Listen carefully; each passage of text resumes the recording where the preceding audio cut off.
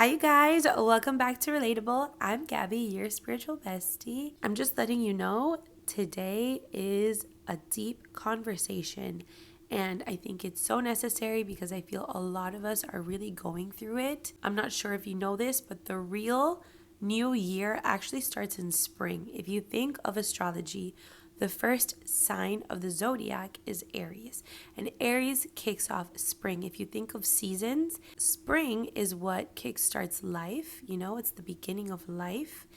And so we're still in winter. We're still in the season where things wither. And it's tough and it's challenging and cycles are closing. So we need to have a lot of grace, a lot of patience with ourselves and with each other because we're all going through so much. Sometimes we forget that we're not the only one in this experience. So today is going to be a deep talk. I've been going through a lot lately, and my hope is that in me sharing my experience as vulnerable and as honest as possible, you are able to see yourself reflected in me to some capacity and that it can serve you in any way. So without further ado, let's get into it. So recently, I've been going through a lot with my family, a lot at home, a lot of internal things are coming up. And if you don't know me personally, I have a nonna, which if you don't know what nonna means, it's grandmother in Italian. So my nonna raised my brother and I, basically, and she is my world. Okay, she is my angel. She's my everything. And lately, she's gone to the hospital 3 times. So you can imagine all the things that have come up with these experiences. And my other grandmother, Abuela Lorgia, she passed away 2 years ago. And my greatest fear in life truly is losing the people that I love. Because when someone passes away, there's a physical permanence to it that I've always been afraid of because it's something that is out of my control. There's nothing I can say or do to bring someone back. You know what I mean? And when it's your family, like I'm such a family girl. My family is all like really close. We love each other. Yeah, of course, we're not perfect, but we're very close. And so I've always feared the day of losing the people that I love. So when my grandmother, Abuela Lorgia, passed away 2 years ago, it was like, oh my God, this is my biggest fear. Like, it's like you shift into survival mode, because it's like, this is your greatest fear, but it's like, I need to get through it somehow. And I feel like I just was in a mode of taking it day by day and just, okay, it happened. And of course you cry and you grieve and it's just, it's a lot of different emotions. But this time, hearing that my nonna was in the hospital, the first time, oh my God, I just broke down. I was crying and I allowed myself to sit with it. And I was like, okay, there's something deeper going on here because I've been going through my own health stuff going on. So I was like, I personally believe that our body is so perfect. God is so perfect. It created such a perfect vessel that it can absolutely heal itself. And when we have sickness, when we have pain or anything, I feel like it's our intelligent body letting us know something is going on. And I had been going through a lot of issues with my nose and with my ears and all this stuff. And the only person in my entire life that I knew had issues with her nose was my grandmother that passed away. So all of this to say, a lot came up when I heard that my nonna was in the hospital. And I was like, let me sit with this. Let me sit with the discomfort. I feel like a lot of us, especially me, I can only speak for myself, but I'm a very positive person. Again, I'm a Sagittarius rising. I'm ruled by Jupiter. Jupiter is the planet of luck and expansion and good fortune and all this awesome stuff. And by nature, we're highly optimistic. And I love that about myself. But I will say a part of me almost became a little too toxic positivity in the sense where it's like, oh, everything is good, everything is good, everything is good. And I would neglect the fact that there are uncomfortable moments in life. And there's nothing wrong with that. There's nothing wrong with saying, you know what, right now I'm going through a season that's challenging. And again, nature is so perfect. If we think of seasons, spring starts off new life. Summer is a season of vitality. Autumn or fall is a season of transformation. And winter is a season of things withering away, of things dying. And who am I to think that challenges are not supposed to happen in my life? Another way that has helped me humble myself in my human experience is when I think of a butterfly. If you think of a butterfly, okay, it's a dainty, beautiful, tiny little creature that in its process, it goes through an incredibly painful process, okay? The process of a butterfly is painful by nature, but it has to go through that in order to become the butterfly. And so that's something I've been reflecting on lately for a couple of months is I think a lot of us want to push away pain and pretend that it's not there or not invited, but that's exactly how our evolution happens, is through the discomfort. And another thing is it has to happen that way because we have to earn it. We have to earn our evolution, because when we earn our evolution, it's permanent. You become this version of yourself that now sustains what you've grown through. And now you can show up in the world more prepared. You've grown, you've earned it, okay?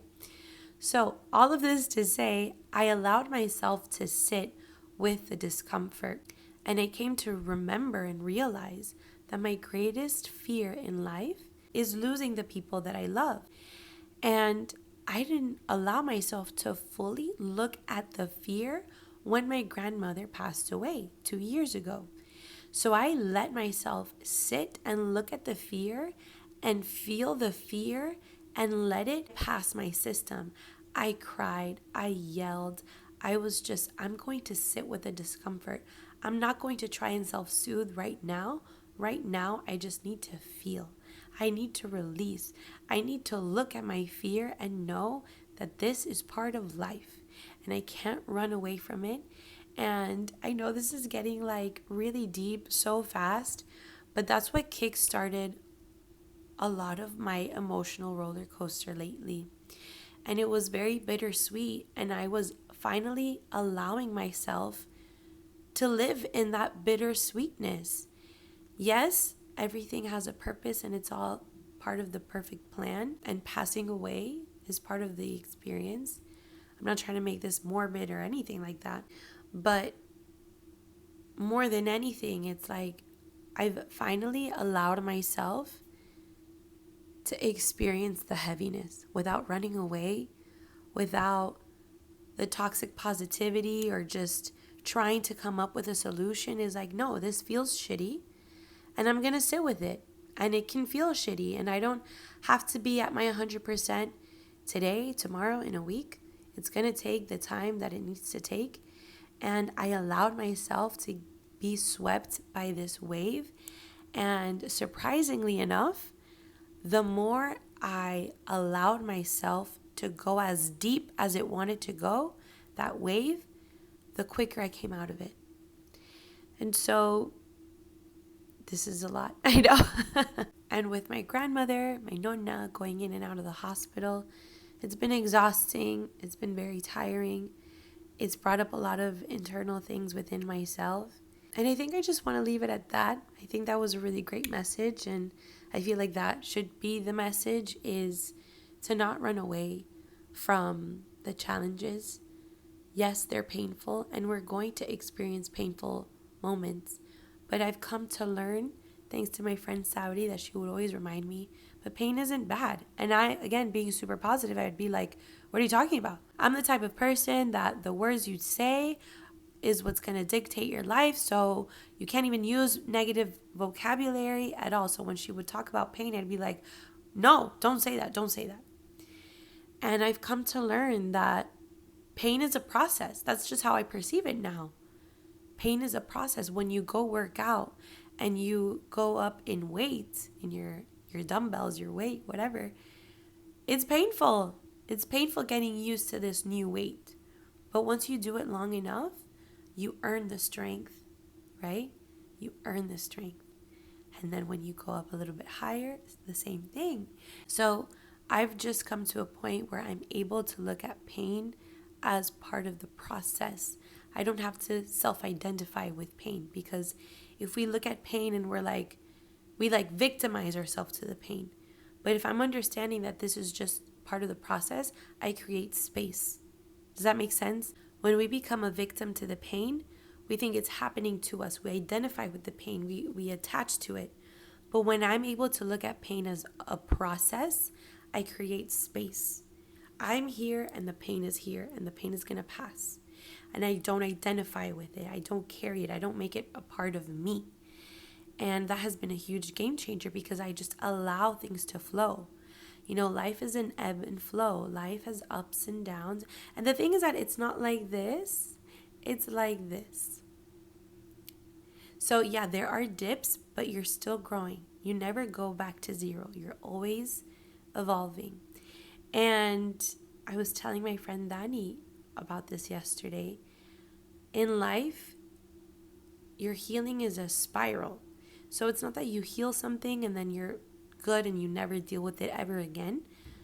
No, you revisit it as a different version of yourself, because this new version of yourself gets to heal it in a different way, with more maturity, with more awareness, with more consciousness. So this is my message of today. I do want to add on the whole somatic releasing thing, which is why my voice is so raspy. So, because I've been going through a lot, as I've mentioned, I was feeling a lot of heaviness in my chest and in my lungs. And if I can give you a piece of advice, is start paying attention to your body. I feel like if we can cultivate a relationship with our body, we would be so surprised to see how it's constantly communicating with us. One of my greatest lessons in life has been learning to listen to my intuition. And listen to me. Your intuition doesn't always feel good, but it always feels right. If you can create silence, if you can silence the noise around you and just sit still, close your eyes, tune into your body, try to sense where the heaviness or whatever sensation you have going on, where is it? And what is it trying to tell me? It's always talking to you. And again, it doesn't always feel good, but it always feels right. The messages are always clear and you can't overthink it. It's just clear. And so for me, with all this heaviness that I've been going through, and again, I've cultivated a pretty good relationship with my body where I'm quicker to understand what it needs or quicker to hear what it needs. It just got to a point where I was like, I need to stop and I need to go yell. I knew my body wanted me to yell. So I got in my car because my brother was in my house. And here's the thing, I'm very comfortable with my emotions. I've learned and I've worked on being so comfortable with my emotions. If I need to express laughter, I will. If I need to express love, I will. If I need to express yelling, I'm not afraid of myself. Okay? If I need to cry, I'm gonna cry with boogers and everything. Okay? I'm not ashamed of my feelings. I've come to learn that they just need to be expressed, as I have described it on my TikToks. If you don't express your emotions, you're creating emotional constipation, okay?